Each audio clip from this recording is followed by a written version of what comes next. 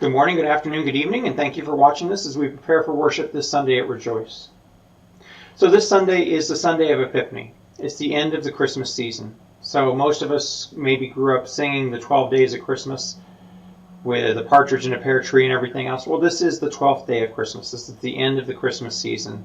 And we celebrate on this day by hearing the story of the wise men, or the magi, who come and they're searching for the king. And so they come across the lands searching, and they come to Jerusalem, and they come to King Herod, and they ask, where is this child to be born, who's going to be king in Jerusalem?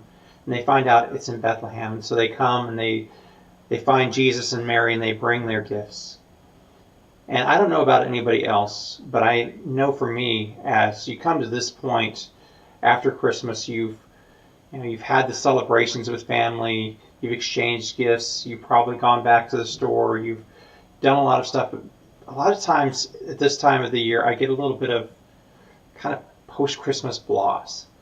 And honestly, this is when I go back to work, and you go back and you look outside on a day like today. I'm recording this on Wednesday, and it's gray and rainy and cold outside. And you wonder, what do you have left to give? And so we are going to talk about the gifts that the wise men bring, but also the gifts that we have to bring to Christ on this Sunday. Also on this Sunday, we're going to start something new. I've mentioned this in worship, but digital, you're watching this on a digital media right now, whether on Facebook or on YouTube or however you're watching it. Digital media, social media, computers, internet, all of this it's a part of our life. It's part of the air we breathe now.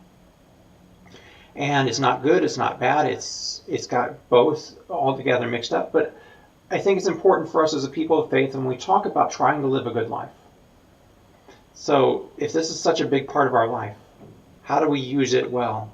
And how do we not allow it to dominate our lives? How do we not allow it to use us?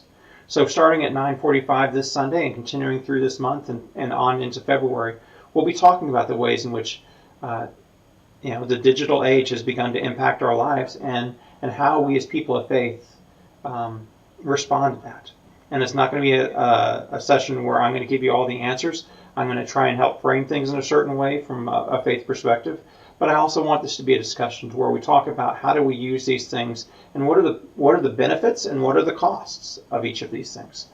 So all these things are beginning this weekend. I invite you to join us. We worship at 8:30 with our traditional service, and at 11 o'clock with our celebration, our contemporary service. And then between there, we do have our adult education where we're talking about the digital age. So I hope to see you there, and I hope you have a great day, and thank you for listening.